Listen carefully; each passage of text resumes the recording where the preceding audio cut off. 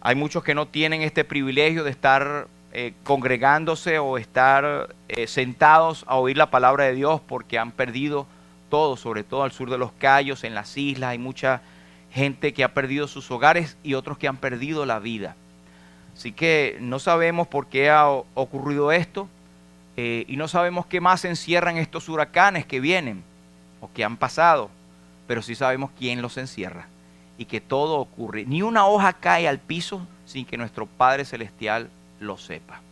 Yo tengo un versículo, el versículo o el pasaje de hoy antes de comenzar el tema, está en el Salmo 46. Quiero que vayan todos conmigo al Salmo 46 y el versículo 1.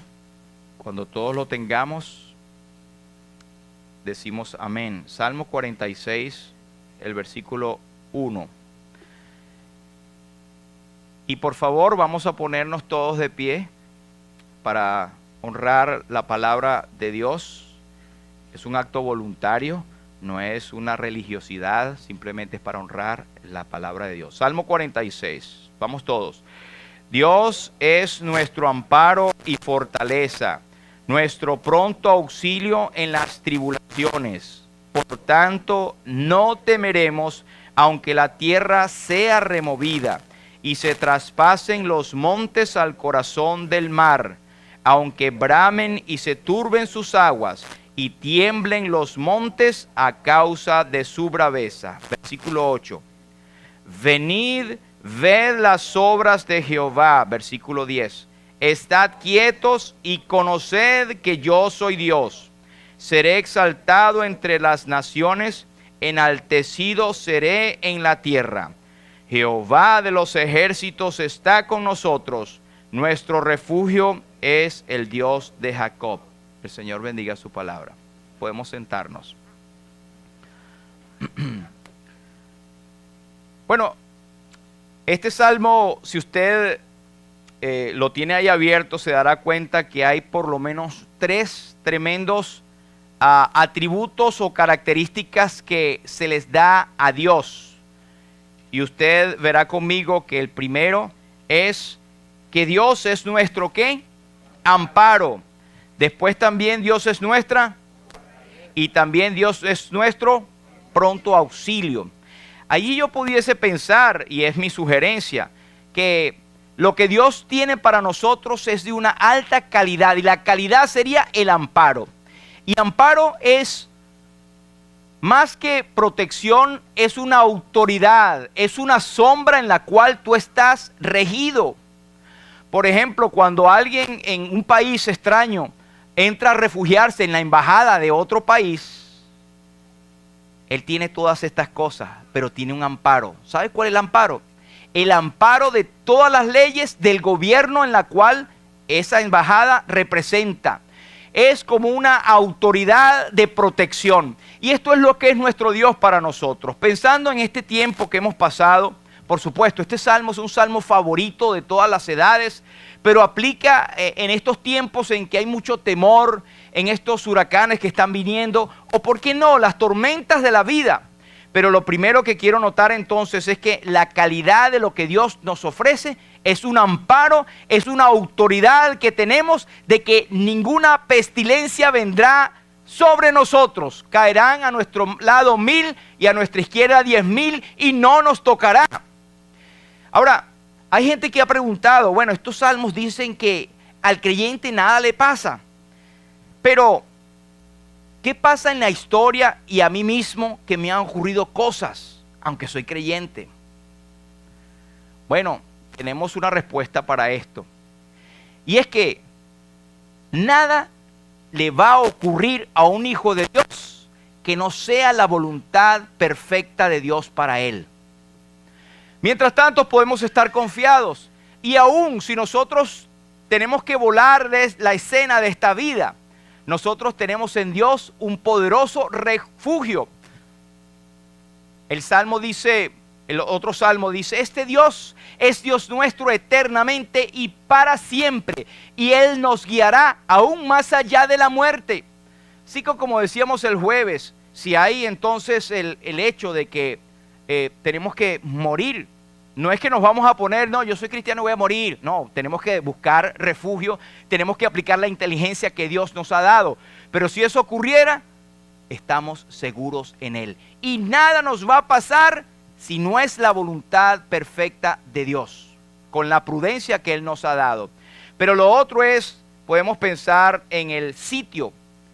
Si podemos ilustrarlo de esta manera, Dios también es nuestra fortaleza. Y fortaleza, cierra los ojos un momento y usted se imagina esos grandes castillos medievales que precisamente eran considerados fortalezas.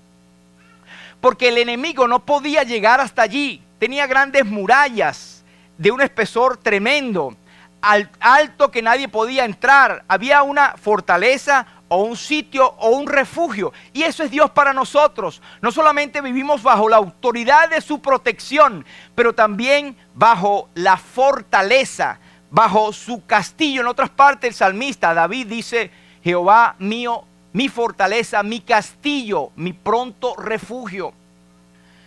Y por último, tenemos nuestro auxilio. Y esto es el beneficio. Cuando tú tienes el amparo y tienes la fortaleza de Dios, tienes un auxilio. Pero ahora yo quiero que usted vea conmigo las palabras que están delante de cada uno de estos adjetivos de protección. Primero dice, en cuanto al amparo, ¿qué es? ¿Qué está enfrente de amparo? Nuestro. Es decir, que esto no es que pertenece a alguien más, es nuestro. Y los creyentes de hoy en día podemos decir que es a través de Jesucristo que nos ha sido dado todas estas cosas. Así que usted puede decir confiadamente: Dios es amparo, pero mío. No es que, caramba, mira, Dios es el amparo de esos hermanos. Ay, yo estoy aquí afuera. No, es tuyo también. Pero lo otro es que en cuanto a la fortaleza, también puedes decir que es mi fortaleza. Ahora, en cuanto al auxilio, que es el resultado de tener el amparo y de tener la fortaleza, está un adjetivo o está algo que está primero de esa palabra. Ese adjetivo, ¿cuál es? Pronto. ¿Sabe por qué? Porque no es cuando, caramba, llegó tarde. Una ayuda que llega tarde es mejor ni mandarla, ¿verdad?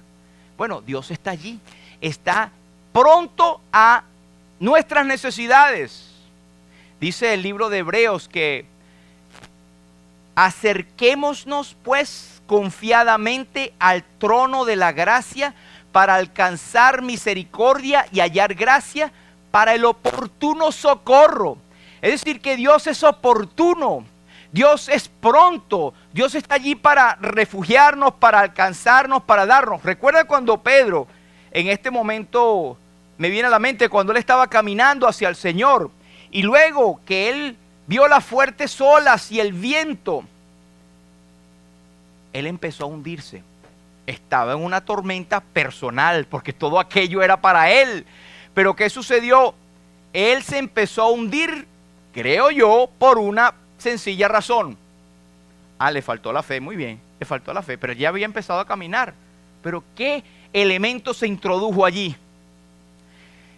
Al ver las grandes olas y el viento que estaban alrededor de él, a no ser que tenía un ojo aquí y otro allá, él quitó la mirada del Señor. Por eso una condición de esta protección que Dios da es que nosotros estemos al amparo de Él y mirándole siempre. Él quitó la mirada del Señor y comenzó a hundirse. El libro de Hebreos otra vez nos dice: puestos los ojos en Jesús, el autor y consumador de nuestra salvación, quien por el gozo puesto delante de sí sufrió la cruz, menospreciando el oprobio. Él nos ha garantizado una salvación, hermanos, y esto es una cosa que debemos nosotros agradecerle a Dios. Somos salvos, muy bien, pero la salvación de Dios incluye un paquete muy grande, que es la protección y cuidado que tiene para cada uno de nosotros en esta tierra y en el siglo venidero. Pero tú empiezas a disfrutar de esta salvación ahora mismo. Ahora, si usted ve el versículo 2, dice: por tanto, no temeremos, y hay varios aunque.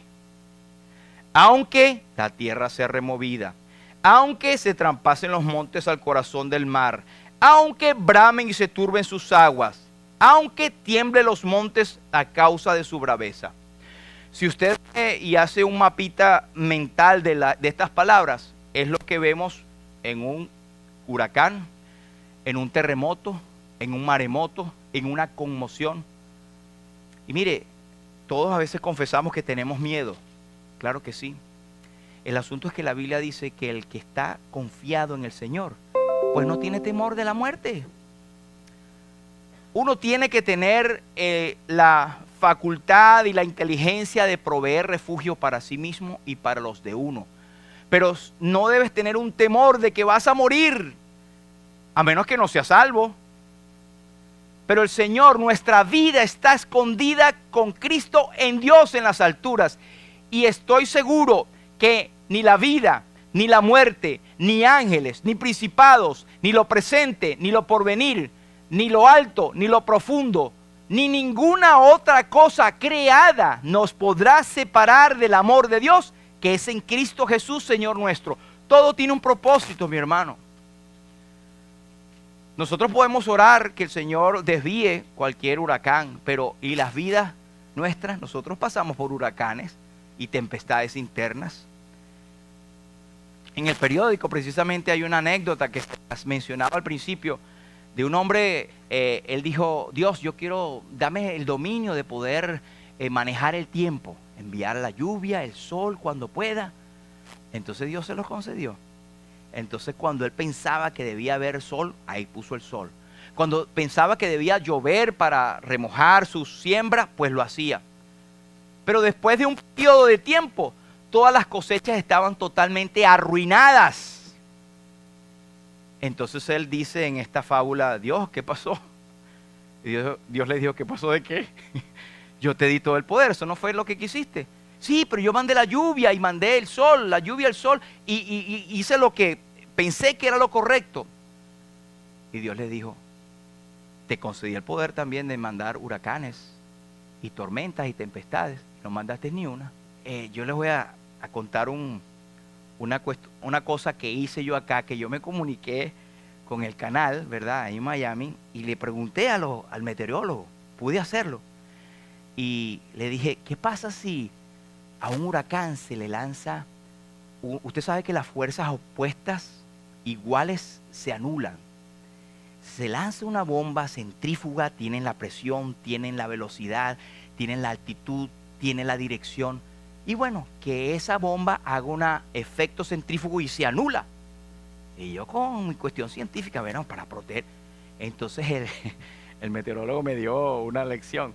Me dijo: eso es una buena pregunta y tal vez se ha planteado, pero nosotros no queremos ir contra los designios de Dios. Porque resulta que él dice y explica, naturalmente esto tiene que ocurrir porque los huracanes y las tempestades traen el balance atmosférico, se llevan las plagas o cambian el clima de acuerdo a lo que el mismo Dios ha diseñado para la tierra. Lo que pasa es que nosotros nos hemos empezado a construir en el camino donde los huracanes normalmente pasan. Esos son fuerzas que ellos no saben lo que está allí. Te atravesaste y me lo llevé. Pero hermanos, todo tiene un propósito en la vida. Así que este versículo también nos dice, en el versículo 3 nos dice: aunque, yo quiero hacer esta reflexión para ti. No importa por lo que tú estés pasando, aunque ocurra esto, aunque ocurra lo otro, aunque ya no tengo fuerza, no temeré. Versículo 8, hay una clave. Hay 3 palabras o 3 expresiones. Ved las obras de Jehová, estad quietos y conoced. Ve las obras de Jehová. Estaba hablando con un amigo que en estos días me estaba diciendo que tenía mucha frustración, se sentía muy triste, se sentía muy lejos de ser bendecido. Y después de escucharlo un rato, yo me acordé de aquel himno que dice: cuando tempestades hay en derredor, cuenta las riquezas que el Señor te dio. Es decir, hay muchas bendiciones que a veces tomamos por, eso es natural que viene, que Dios nos está protegiendo. Ve todas las bendiciones y empecé a enumerar con él cosas que el Señor le ha bendecido, cosas que él no se había dado cuenta y que tal vez en el momento el Señor nos dio. Y él terminó animado. ¿Verdad? No me había dado cuenta. Soy más bendecido que el resto de la población. Hermanos, no debemos desanimarnos. Ve y cuenta las obras que el Señor te ha dado, que el Señor ha hecho en la humanidad y que el Señor es el mismo ayer, hoy y por los siglos. Versículo 10, estad quietos. Esa expresión estad quieto quiere decir, bueno, no te afanes por el día de mañana, porque el día de mañana traerá su propio afán. Estar quieto es confiar, aprender a confiar en la provisión del Señor. No es fácil, porque nosotros somos de los que queremos hacer, y muchos erróneamente hablan de un versículo, no sé en qué Biblia, de que a Dios rogando y con el mazo dando. Eso no está en la Biblia.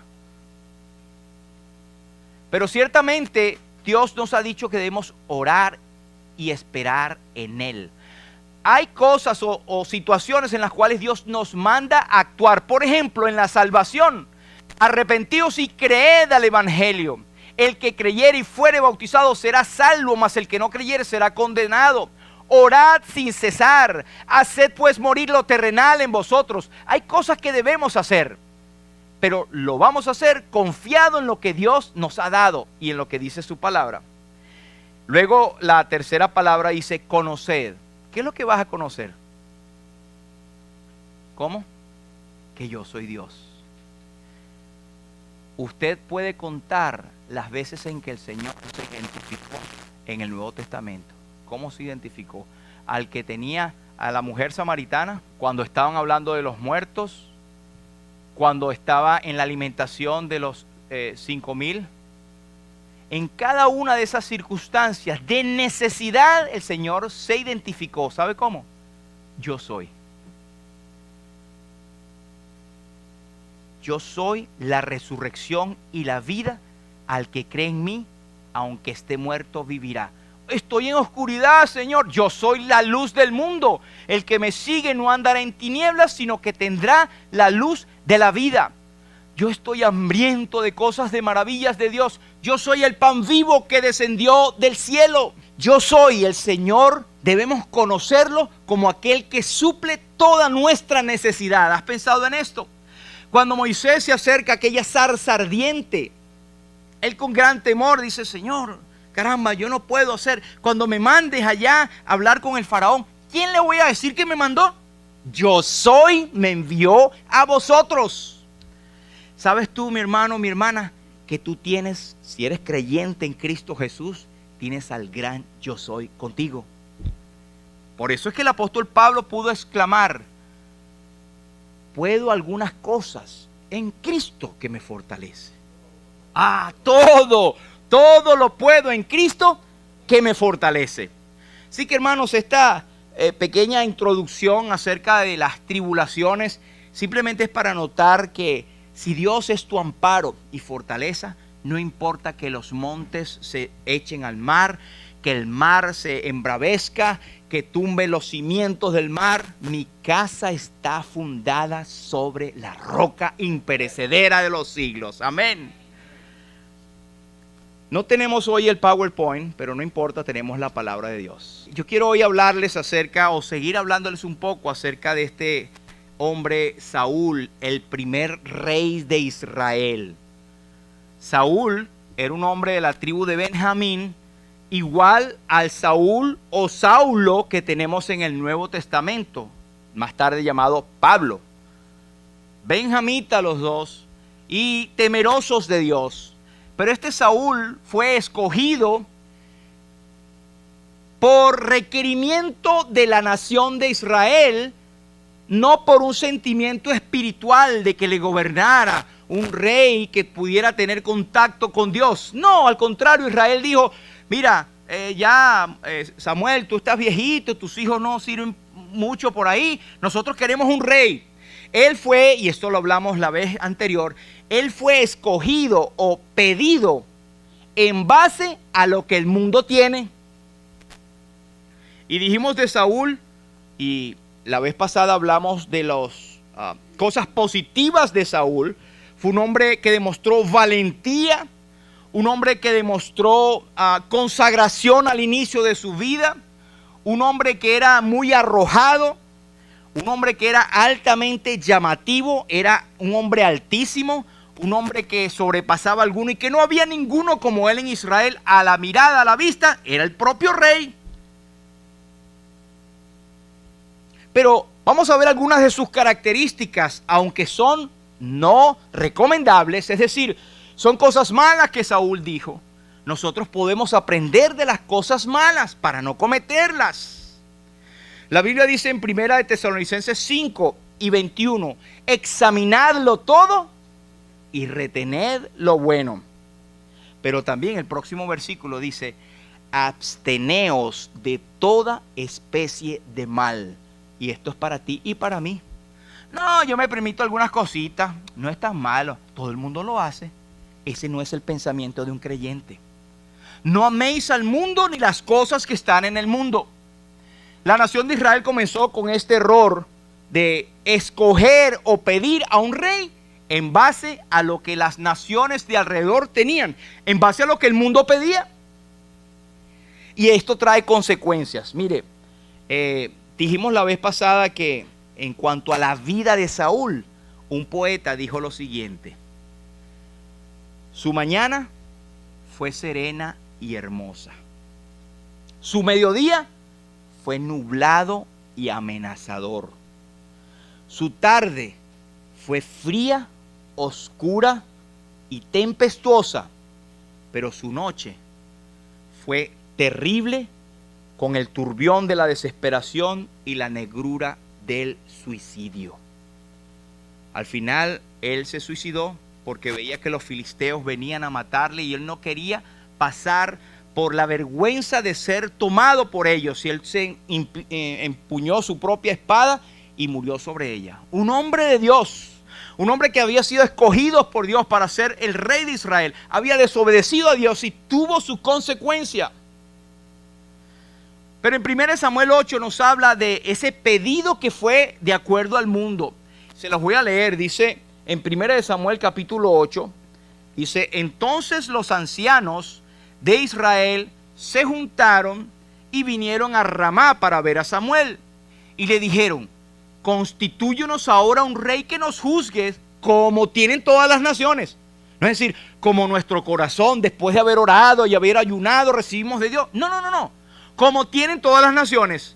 Y nosotros seremos también como todas las naciones. Y nuestro rey nos gobernará y saldrá delante de nosotros y hará nuestras guerras. Uno puede pensar que Dios le responde a Samuel, que fue el que le trajo esto a Dios: oye, pónmelos ahí que los voy a raer sobre la tierra.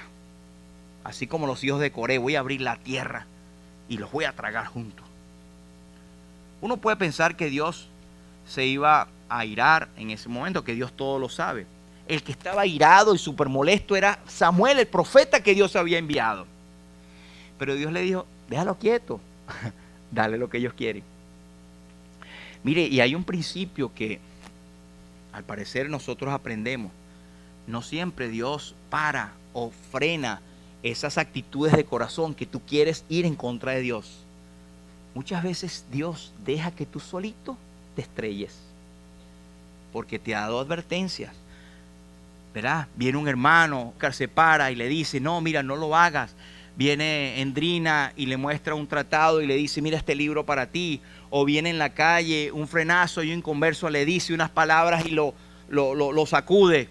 Y después la persona se estrella en el sentido de la vida y dice: Dios no me avisó. Dios le te mandé a Endrina, te mandé a Oscar, te mandé al otro y todavía seguiste. Dios muchas veces deja que la nación o que el hombre en su pecado haga para después aprender la amargura. Por supuesto, Dios manda semáforos, manda luces rojas. ¿Estás tú recibiendo luces rojas? ¿Estás tú recibiendo algunos flashes de warning de Dios acerca de tu vida? No porque lo diga la iglesia, o lo diga el pastor, o los pastores, o el anciano, o un líder. No, la palabra de Dios te está hablando. Gracias al Señor por aquellos que oímos y nos paramos y tratamos entonces de arreglar nuestra vida. Dice en 1 Corintios que el Señor, juntamente con la tentación o la prueba, dará también la salida para que podáis resistir. Y Él no os prueba, os tienta más de lo que podéis resistir. Y cuando alguno es tentado, no diga que es tentado de parte de Dios, porque Dios no puede ser tentado por el mal, ni Él tienta a nadie, sino que cada uno es tentado cuando de su propia concupiscencia es atraído y seducido. Entonces la concupiscencia, siendo incubada, da a luz la muerte. Ese es el proceso.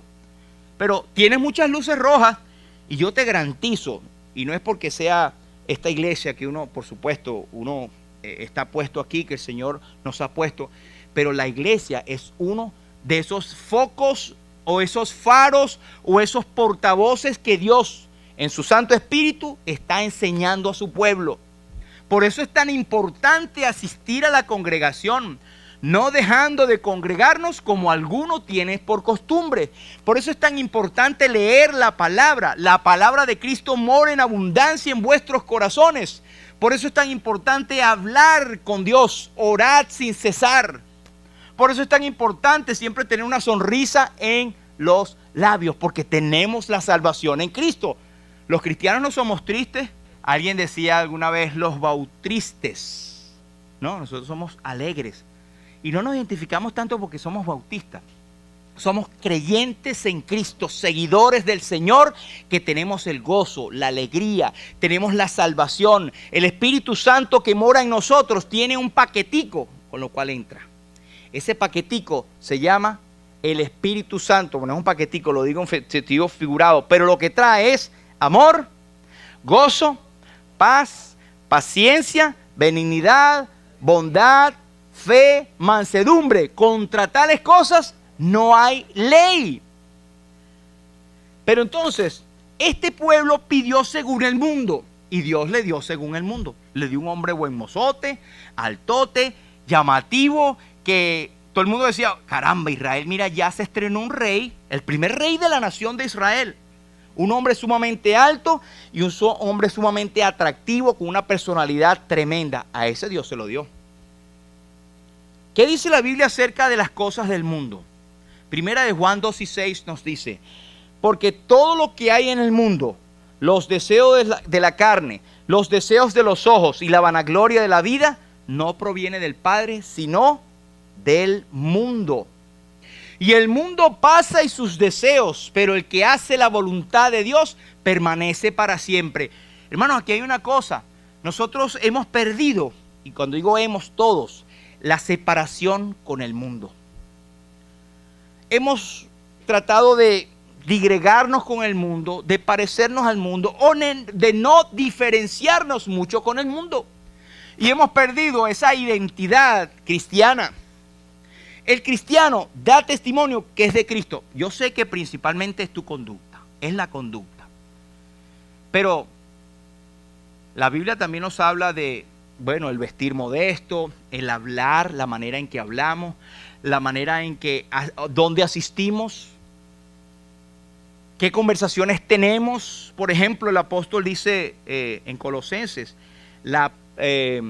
ninguna palabra corrompida salga de vuestra boca, sino la que sea buena, para la necesaria edificación, a fin de dar gracia a los oyentes. Y esto no es del mundo. Santiago nos dice, oh almas adúlteras, ¿no sabéis que la amistad del mundo es enemistad contra Dios? Cualquiera pues que quiera hacer amigo del mundo, ¿qué hace? Se constituye enemigo de Dios. ¿Cómo está nuestra amistad con el mundo?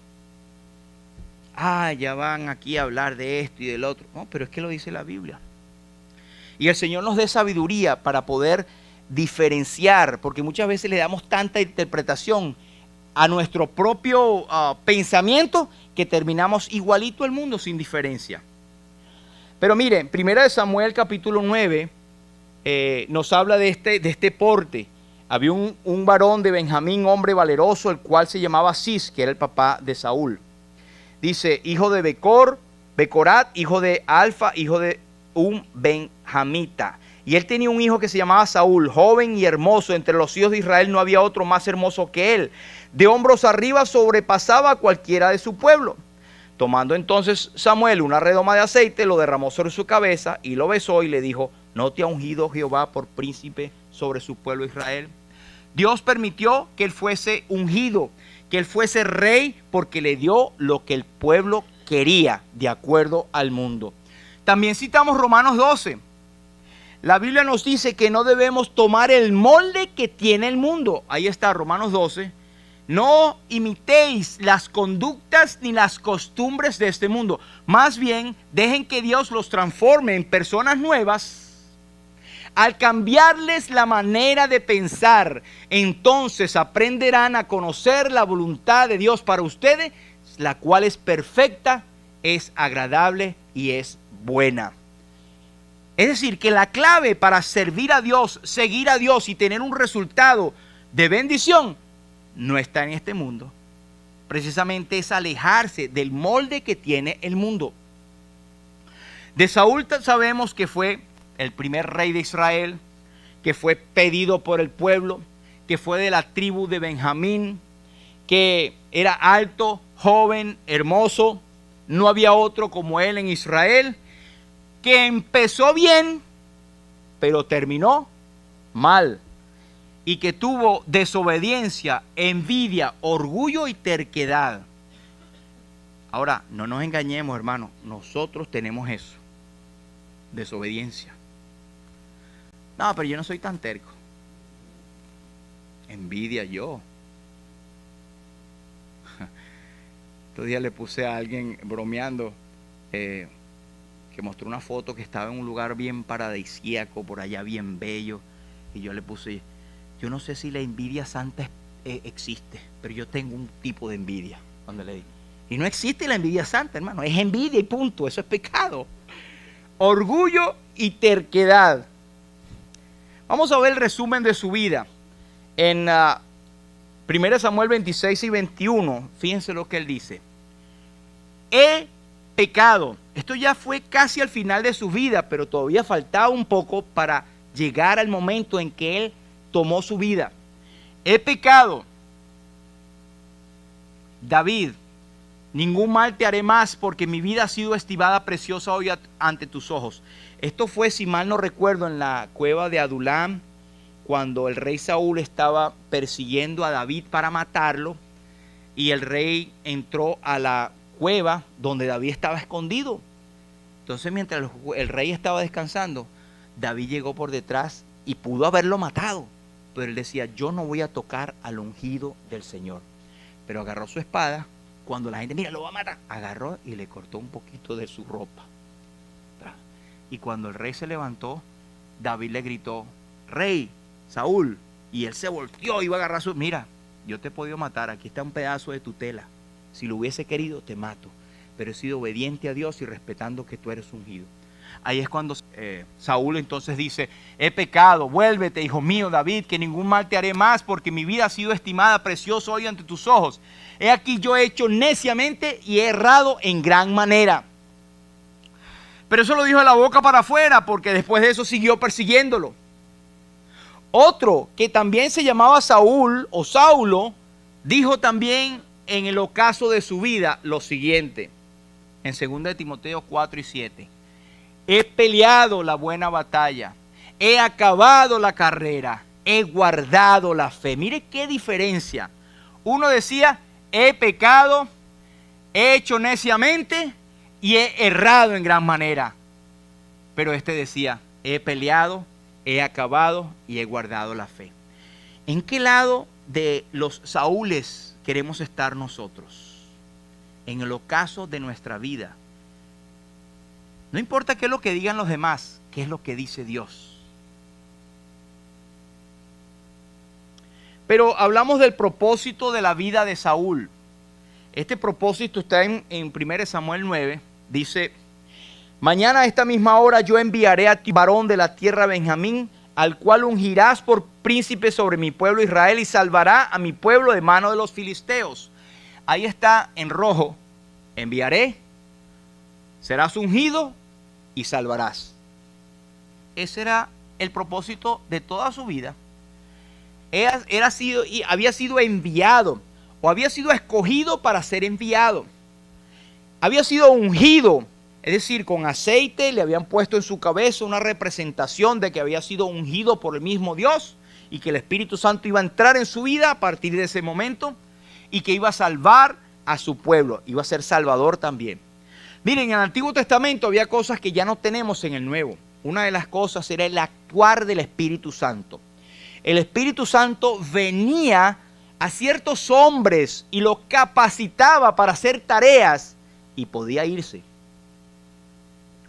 En el Nuevo Testamento ya no ocurre eso. Después de la muerte y resurrección de Cristo, el Espíritu Santo ya no es un visitante como en el Antiguo Testamento. El mismo rey David pudo decir en el Salmo 53, un temor que ni tú ni yo no podemos tener ya.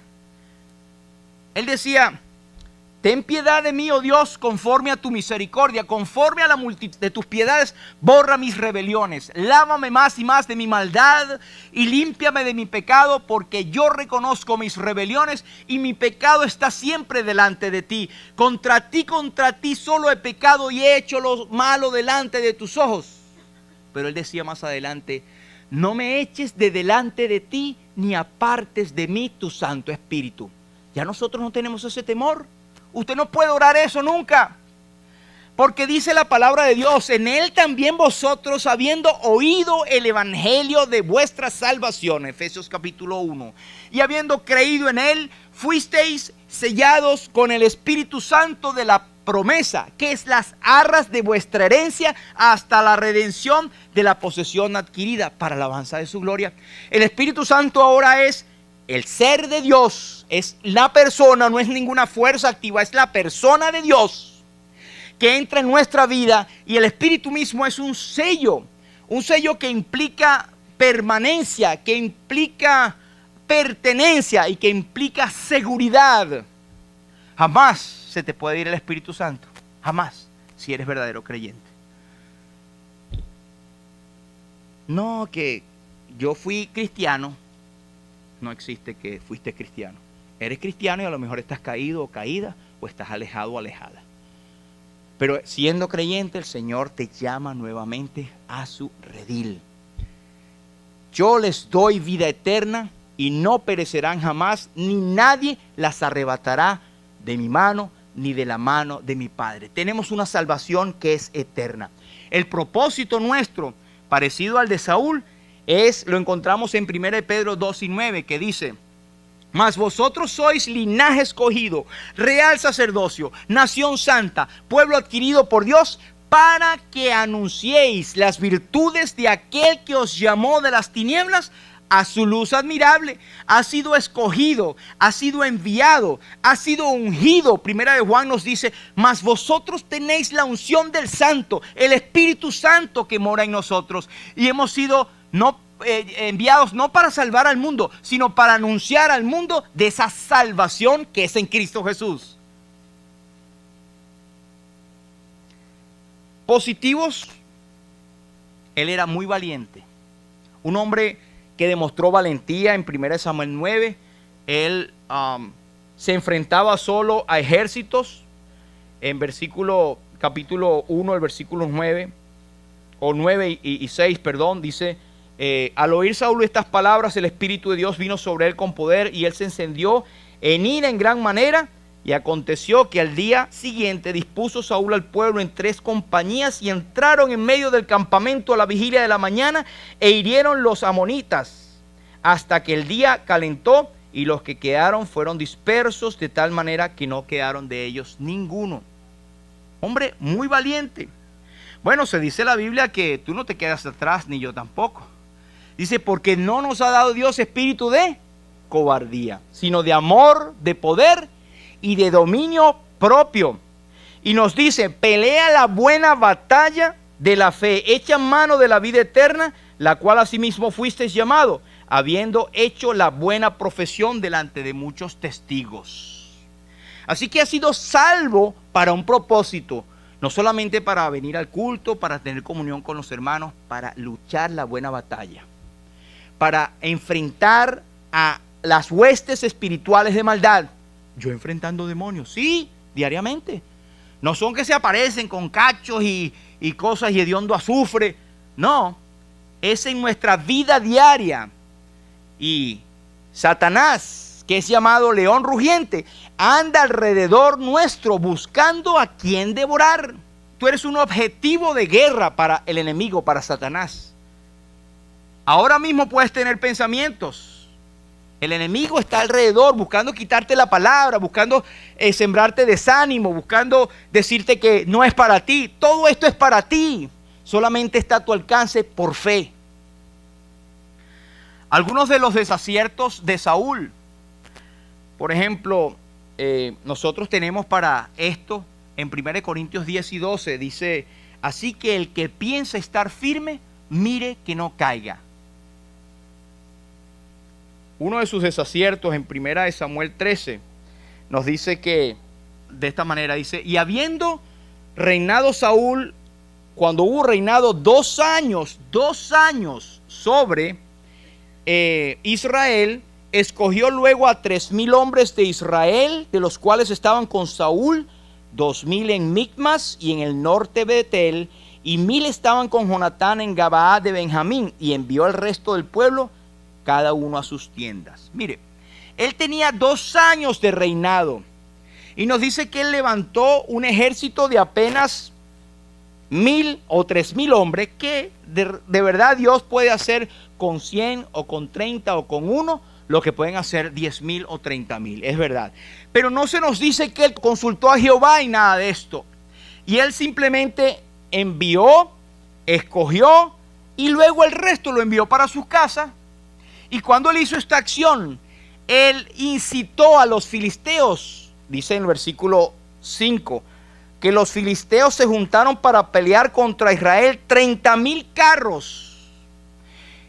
Los filisteos vencieron al pueblo de Israel en esa ocasión. Él fue temerario, es decir, uno de sus errores es el que él no se veía consultando a Jehová en las grandes decisiones o aún en las pequeñas. Mire, ponga esto por práctica. Inclusive uno para estacionarse en un sitio donde no tienes puesto, ore al Señor. Señor, dame un puestico. Suena tonto. Pero es que algunos dicen, no, voy a pedirle a Dios una cosa así tan... Dios es fiel y justo. Dios está pendiente de nuestros detalles. Dios es un Dios de detalles. A veces nos perdemos la perspectiva por pensar, y lo es, un Dios tremendo, inmenso, todopoderoso, el que sostiene todo el universo. No se va a dar cuenta de mí, de mis necesidades. Dios tiene necesidad. Dios tiene cuidado de tus necesidades más pequeñas e individuales. Saúl carecía de esto. No oraba y por eso tuvo consecuencias. Pero hubo otra cosa más en esa batalla. Y estamos casi terminando. Él dice, y él esperó 7 días conforme al plazo que Samuel había dicho. Pero Samuel no venía a Gilgal y el pueblo se le desertaba. Samuel, el profeta, le había dicho, espérame allí, yo voy a ofrecer sacrificio al Señor. Era una labor designada a los profetas. Y él dice, en el versículo 9, entonces dijo Saúl, tráeme holocausto y ofrendas de paz. Y ofreció el holocausto. Se oye muy piadoso, pero él estaba temerariamente cambiando o violando el orden que Dios había establecido. Cuando Samuel vino, le dijo, por esto es que Dios quitará tu reino, por desobediente y por querer hacer las cosas a tu manera. ¿No te han dicho eso alguna vez? A ti te gusta hacer las cosas a tu manera.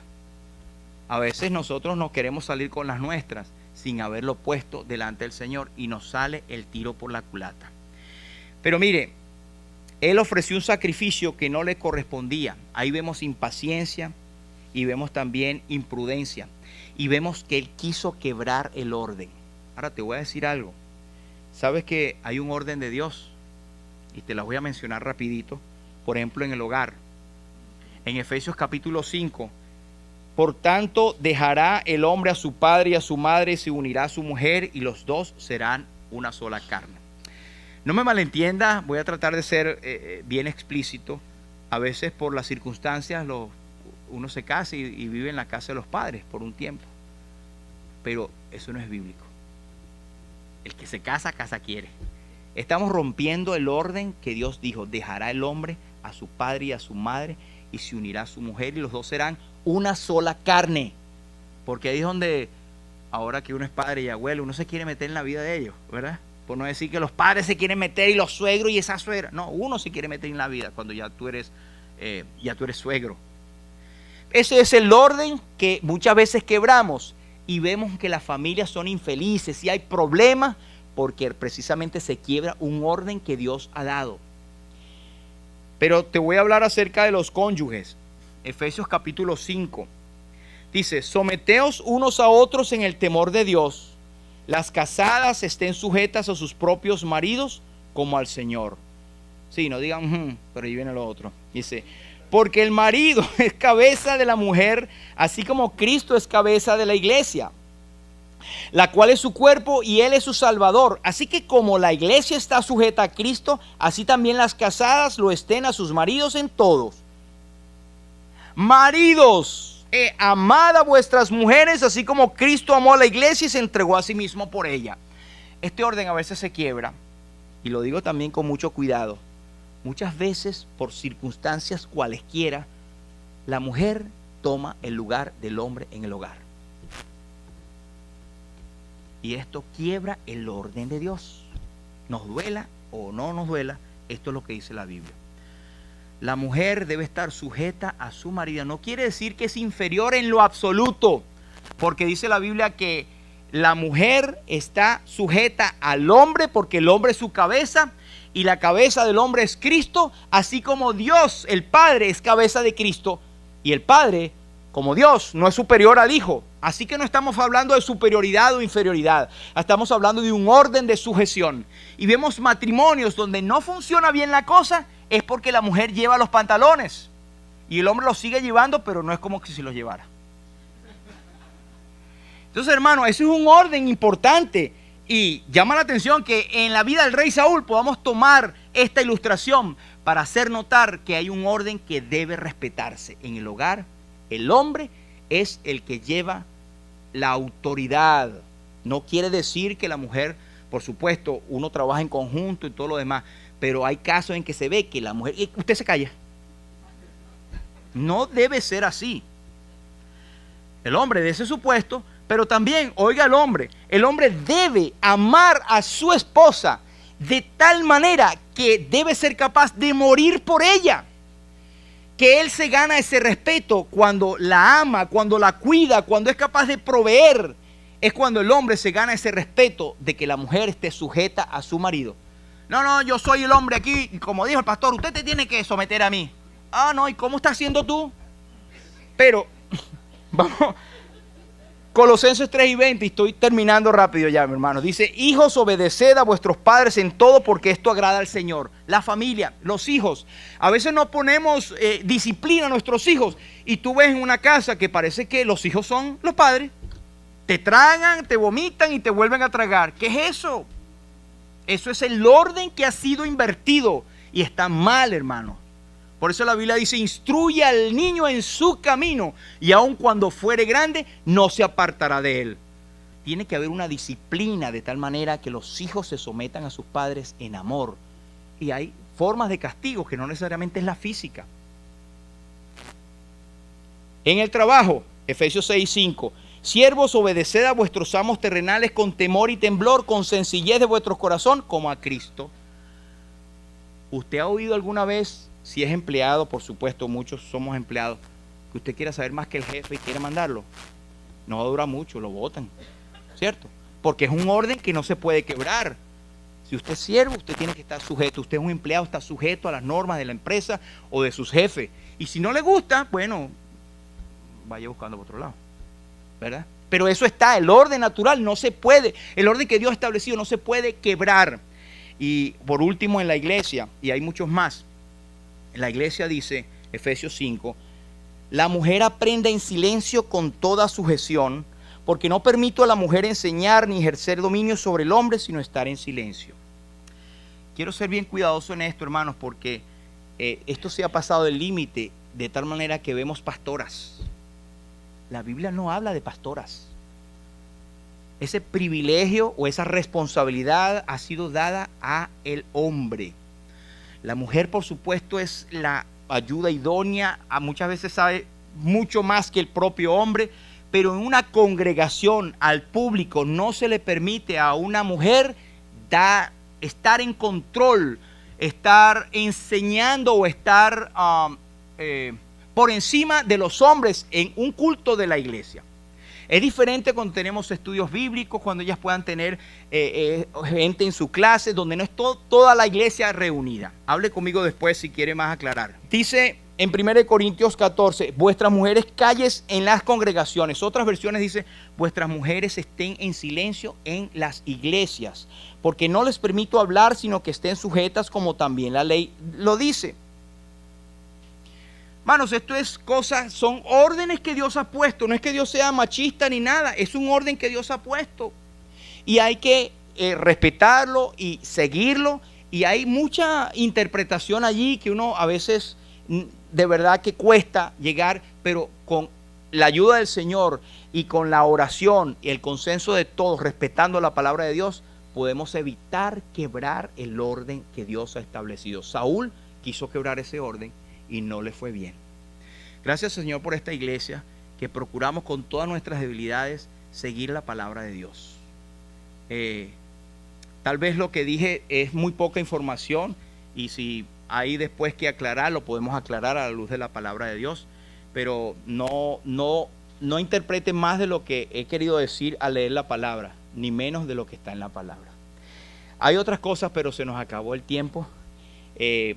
Vamos a dar gracias al Señor por este tiempo, por habernos permitido estar a la luz de su palabra. Padre, en el nombre de Jesús, queremos darte las gracias por poder haber abierto tu libro, Señor. También por haber cantado alabanzas a tu nombre, por haber, Señor, abierto nuestros labios y nuestros corazones para ensalzarte por la obra grandiosa de Cristo en la cruz. Gracias por el orden que tú has puesto y porque estos hombres que han estado en la historia bíblica eran hombres de carne y hueso como nosotros, Señor, que tenían errores, tenían victorias, pero tenían también desaciertos. Ayúdanos a ser humildes, Padre, para aprender de sus errores, para no repetirlos. Reconocemos nuestras debilidades, nuestra indiferencia, nuestra insuficiencia, nuestra ignorancia y te pedimos luz sobre cosas que no entendemos, sobre cosas que no sabemos completamente, Señor. Pero de las que sabemos, ayúdanos a ser fieles sobre esas, Señor. Ayúdanos a ver la vida de Saúl como aquel hombre que empezó bien, empezó a servirte, pero que en un momento de su vida se resbaló, cayó y no se levantó. Señor, ayúdanos a levantarnos y también a que el que está al lado de mí, yo pueda tratarlo como que yo mismo también puedo estar en esa condición, considerándote a ti mismo, dice tu palabra, como uno que también puede caer, Señor, y también tratar al otro con humildad y tratar también con misericordia, así como tú la tienes para con nosotros. Señor, llénanos de tu espíritu y ayúdanos en este día y en esta semana, Señor. Gracias por tu palabra. Queremos adorarte y alabarte en el nombre precioso de Jesús. Amén.